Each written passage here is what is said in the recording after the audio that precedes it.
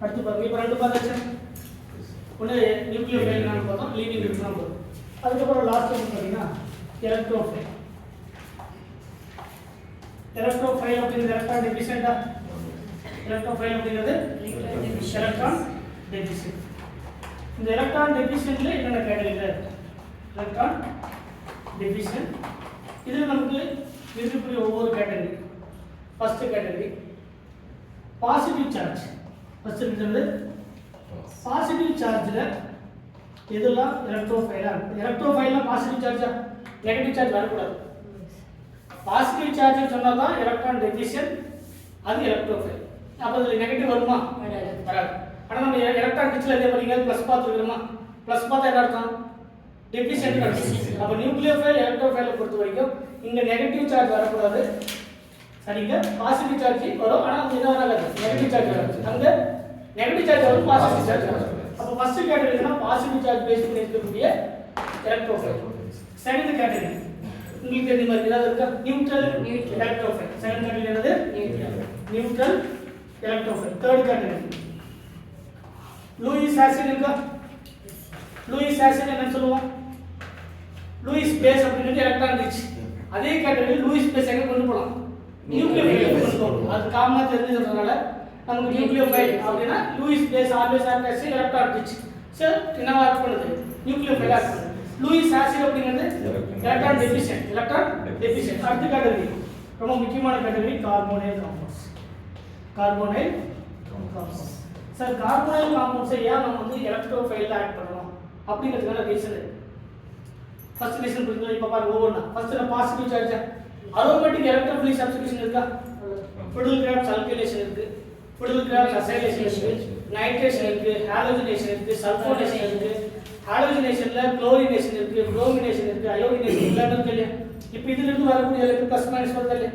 இப்போ பாருங்க, இப்போ நைட்ரேஷன் இருக்கு, concentrated nitric acid sulphuric acid, அது என்ன ப்ளஸ் NO2 ப்ளஸ். அதான் எலக்ட்ரோஃபைல். அப்ப NO2 ப்ளஸ் என்னது? பாசிட்டிவ் சார்ஜ் இருக்கக்கூடிய ஒரு எலக்ட்ரோஃபைல். இப்போ chlorination, bromination, iodination Cl plus. இங்க F பிளஸ் வராது. ஃப்ளூரின் ஆல்வேஸ் நெகட்டிவ் சார்ஜ் மட்டும் தான் இருக்கும், பாசிட்டிவ் சார்ஜ் வராது. அப்ப Br plus bromination, iodination I plus. சல்ஃபோனேஷன்ல SO3H பிளஸ் வருதா?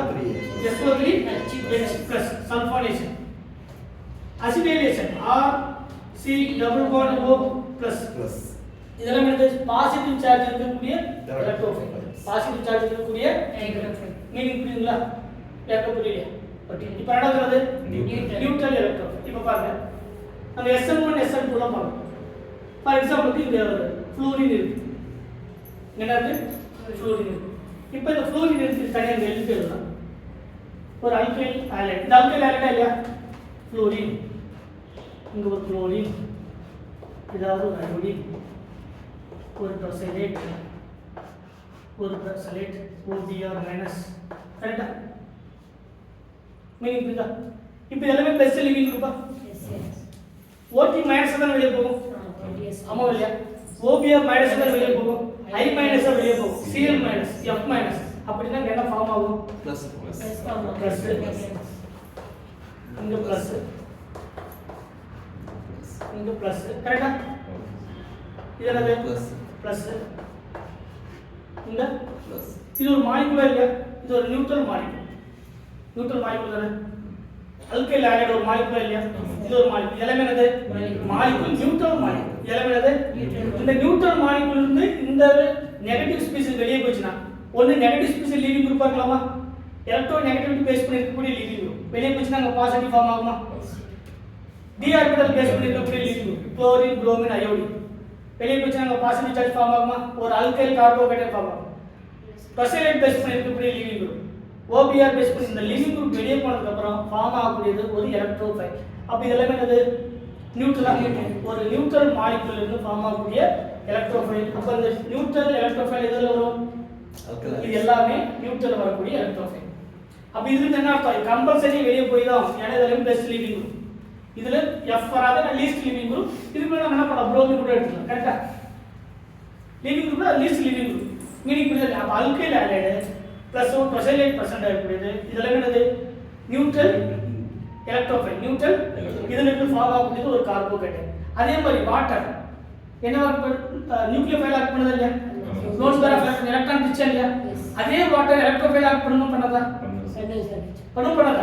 ஏன்னா வாட்டர் அப்படிங்கிறது நியூட்ரல் ரெண்டுமே ஆக்ட் பண்ணும். அதனால தான் என்ன சொல்றோம் யுனிவர்சல் சால்வெண்ட் சொல்றோம். வாட்டர், ஆல்கஹால், அம்மோனியா இதெல்லாமே டைஎலக்ட்ரிக் ஸ்பீசிஸ். எலக்ட்ரோஃபைலாவும் ஆக்ட் பண்ணும், நியூக்ளியோஃபைலாவும் ஆக்ட் பண்ணும். அதே இந்த நியூட்ரல்ல இதெல்லாமே கொண்டு வரலாம். எதுல 1 2 இங்க இருக்கக்கூடிய எல்லாமே என்னது நியூட்ரல் எலக்ட்ரோஃபைல். அதுக்கப்புறம் நமக்கு water, alcohol, acid CH3 acetic acid இல்லனா ஃபார்மிக் ஆசிட் என்னது கரெக்ட்டா இல்லனது நியூட்ரல் எலக்ட்ரோஃபைல். நியூட்ரல் மீனிங் புரியுங்களா? அதே அமீன் NH3 அம்மோனியா RNH2 கரெக்ட்டா? இதெல்லாமே நியூட்ரல் மாலிக்யூல். நியூட்ரல் மாலிக்யூலா இருந்தாலே இது ஆக்ட் பண்ணும் டைஎலக்ட்ரிக். நம்ம ரெண்டு பேர் ஆக்ட் பண்ணும்.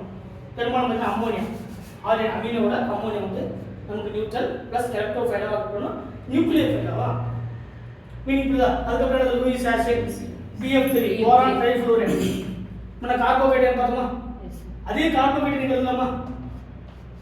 எலக்ட்ரோஃபைல் கார்போஹைட்ரேட் அப்படிங்கிறது எலக்ட்ரோஃபைல், கார்பேனியன் அப்படிங்கிறது நியூக்ளியோஃபைல், கார்பேனியன் அப்படிங்கிறது நியூக்ளியோஃபைல். அடுத்து BF3 AlCl3 okay AlCl3 FeCl3 இது பாத்தீங்கன்னா வேக்கன்ட் p ஆர்பிடல் இருக்கும். ரெண்டு என்ன இருக்கும்? வேக்கன்ட் இதுல வேக்கன்ட் t ஆர்பிடல் இருக்கும். Vacant t orbital. அதுக்கு அப்புறம் sp2 ஆன்டிமனி ஃப்ளூரைடு இதெல்லாம் என்னது? Best Lewis acid. பெஸ்ட் அப்ப லூயிஸ் ஆசிட் நேச்சர் என்னது?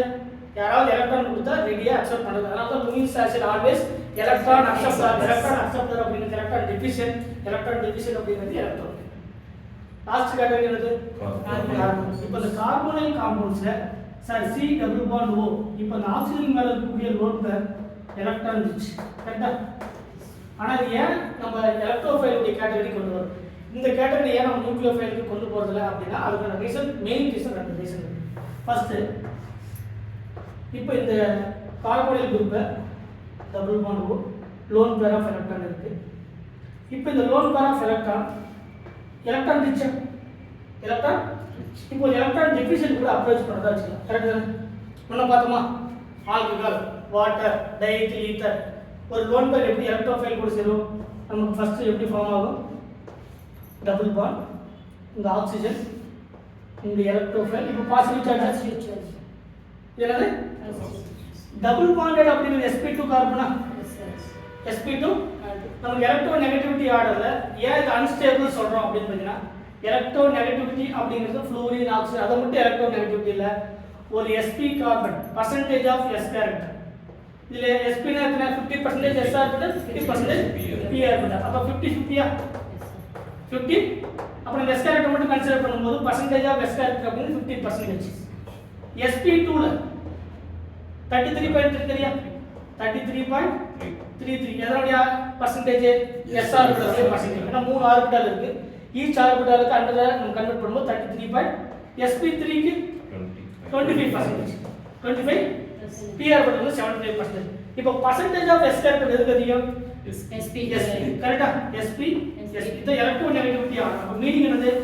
percentage of s character increases electronegativity increases. Electronegativity increases. இப்போ பாருங்க fluorine most electronegative element oxygen most electronegative element nitrogen most electro O minus இருக்கலாம் இங்க 2 minus இருக்கலாம் இங்க 3 minus இருக்கலாம். எப்பவுமே most electronegative elementக்கு மேல என்ன இருக்கணும்? நெகட்டிவ் சார்ஜ் இருந்தா தான் மோஸ்ட் ஸ்டேபிள். நெகட்டிவ் சார்ஜ் இருந்தா மோஸ்ட் ஸ்டேபிள். இப்போ இங்க பாருங்க என்ன சார்ஜ் இருக்கு? பாசிட்டிவ் சார்ஜ் இருக்கு. ஒரு ரீசன் இந்த டபுள் பாண்ட் அப்படிங்கிறது sp2 கார்பனா percentage of s character அதிகமா எலக்ட்ரோ நெகட்டிவிட்டி அதிகம்னு சொன்னா அப்ப இது என்னவா இருக்கணும்? ஹைலி அன்ஸ்டேபிளா இருக்கும். அதனால தான் ஒரு கார்போனைல் காம்பவுண்டை பொறுத்த வரைக்கும் இந்த மாதிரியான எலக்ட்ரோஃபிலிக் ரியாக்ஷன்ல இன்வால்வ் ஆகாது. ஏன்னா ஆக்சிஜன் மேல ஃபார்ம் ஆகக்கூடிய இந்த O+ highly unstable. Highly unstable. கரெக்ட்டா? அப்ப இதுல என்ன ரியாக்ஷன் இன்வால்வ் ஆகாது? ஒரு எலக்ட்ரான் ரிச் எலக்ட்ரான் டெஃபிஷியன்ட் இந்த மாதிரியான ரியாக்ஷன் இன்வால்வ் ஆகும். இதே கார்போனைல் குரூப்ல இப்போ இப்படி இருக்கு C டபுள் பாண்ட் O கார்பனுக்கு ஆக்சிஜன் எலக்ட்ரோ நெகட்டிவிட்டி டிஃபரன்ஸ் இது டெல் மைனஸ் இது டெல் பிளஸ் கரெக்டா? இப்போ இதுல ஒரு நியூக்ளியோஃபைல் போடுறேன், ஏதாவது ஒரு நியூக்ளியோஃபைல் உங்களுக்கு வந்து Cl9 ஏதாவது ஒரு எலக்ட்ரான் டிஸ்சார்ஜ் பண்ணுங்க. இது எலக்ட்ரான் டெஃபிஷியன்ட்டா? இப்போ இவங்க அப்ரோச் பண்ணுமா, இந்த பாண்ட் கிளீவேஜ் ஆகுமா, நமக்கு இந்த மாதிரி ஃபார்ம் ஆகும். ஒரு ஆல்கஹால், ஒரு ஆசிட், இந்த மாதிரி ஏதாவது ஒரு கரெக்டா நியூக்ளியோஃபிலிக் சப்ஸ்டிடியூஷன் ரியாக்ஷன் நடக்குமா நடக்காது? இந்த ரீசன் என்னன்னா கார்போனைல் குரூப்பை பொறுத்த வரைக்கும் இந்த centre always act as a electron deficient center. Always act as a electron deficient center. இதுல நிறைய ரியாக்ஷன் உங்களால சொல்ல முடியும். இப்போ பாருங்க, ஃபர்ஸ்ட் ரியாக்ஷன் பாருங்க, CH3 C double bond OH, ஒரு ஆசிட், ஒரு ஆசிட் பேஸ் பட சால்ட் கிடைக்குமா? ஒரு பேஸ் பட என்ன கிடைக்கும்? சால்ட். இப்போ ஜெனரலா ஒரு CR C double bond O, இந்த ஒரு R வச்சுக்கோங்க. கிரிப்னார் ரியாக்ஷன் பாருங்க, R ரியாக்ஷன் இதுல R மைனஸா எங்க அட்டாக் பண்ணுது? ஒரு ஆல்கஹால் கிடைக்குமா? இல்ல கீட்டோன் கிடைக்குமா? கரெக்ட்டா? இப்போ இதே ஒரு கீட்டோன் கார்பன் ஒரு எஸ்டர் ஹைட்ராலிசிஸ் பண்றோமா, இந்த OH மைனஸ் அட்டாக் பண்ணுமா? ஒரு ஆசிட் ஒரு ஆல்கஹால் கிடைக்குமா? இப்போ மீனிங் என்னது? இந்த மாதிரியான ரியாக்ஷன் நடக்கிறதுக்கான ரீசன் என்னன்னா இந்த கார்போனைலுடைய centre always act as a electron deficient center. அதனால தான் எலக்ட்ரோஃபைல்ல எதை கொண்டு வரோம்? கார்போனைல் காம்பவுண்ட்ஸ் கொண்டு வரோம். எதை இதில் கொண்டு போறதில்ல, நியூக்ளியோஃபைல்ல கொண்டு வரோம். ஏன்னா கார்போனைல் காம்பவுண்ட்ஸ் எந்த ரியாக்ஷன் எடுத்தாலும் இந்த சென்டரை எலக்ட்ரான் டெஃபிஷியன்ட் சென்டரா எடுத்துட்டு தான் ரியாக்ஷன்ல இன்வால்வ் ஆகும். இது ரியாக்ஷன்ல இன்வால்வ் ஆகாது. அப்படி ரியாக்ஷன்ல இன்வால்வ் ஆனா நமக்கு ஃபார்ம் ஆகக்கூடிய இந்த compound highly unstable compound sp2 carbon plus highly unstable இருக்கக்கூடிய ஒரு ஹைலி எலக்ட்ரோநெகட்டிவ் ஸ்பீசிஸ்க்கு மேல பாசிட்டிவ் சார்ஜ் இருந்தா அது ஹைலி அன்ஸ்டேபிள். சோ அதனால தான் இந்த கார்போனைல் காம்பவுண்ட்ல ஆக்ஸிஜன் மேல இருக்கக்கூடிய லோன் பேர் வந்து எது இன்வால்வ் ஆகுதுல, ரியாக்ஷன்ல இன்வால்வ் ஆகுதுல. இந்த சென்டர் தான் ரியாக்ஷன்ல இன்வால்வ் ஆகுது. அந்த சென்டர் அப்படிங்கிறது எலக்ட்ரான் டெஃபிஷியன்ட் சென்டர். இப்போ புரியுதுல உங்களுக்கு? அப்ப எலக்ட்ரோஃபைல் கேட்டகரியில ஃபர்ஸ்ட் பாசிட்டிவ் சார்ஜ் பேஸ் பண்ணி இருக்கக்கூடிய எலக்ட்ரோஃபைல் இது எல்லாமே, நியூட்ரல் இருக்கக்கூடியது அதுவும் இது எல்லாமே. அடுத்து லூயிஸ் ஆசிட் உங்களுக்கு தெரியும், BF3 BCl3 கரெக்ட்டுங்களா? BCl3 போரான் ட்ரைக்ளோரேட் இதெல்லாம் என்னது? Lewis base. லூயிஸ் பேஸ் அப்படிங்கிறது readily accept the pair of electron. அதுக்கு அப்புறம் கார்போனைல் காம்பவுண்ட்ஸ் அதுக்கான ரீசன் தான் சொல்லுங்க. இப்போ ஆன்சர் புரியுதுங்களா? இப்போ பாருங்க, நியூக்ளியோஃபைல்ல நம்ம எத்தனை கேட்டகரி பார்த்தோம்? நெகட்டிவ் ஸ்பீசிஸ் உடைய நியூக்ளியோஃபைல் பார்த்தோம். அதாவது லோன் பேர் இருக்கக்கூடியது பாண்ட் பேர் இருக்கு. லோன் பேர்ல ஒன்னு நெகட்டிவ் இன்னொரு நியூட்ரல். நியூட்ரல் இருக்கக்கூடியதுல இருந்து டீப்ரோட்டனேஷன் பண்ணோம்னா நெகட்டிவ்.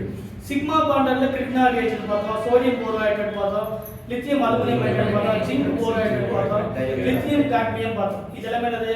சிக்மா பாண்ட் பேஸ் பண்ணி இருக்கக்கூடிய நியூக்ளியோஃபைல்.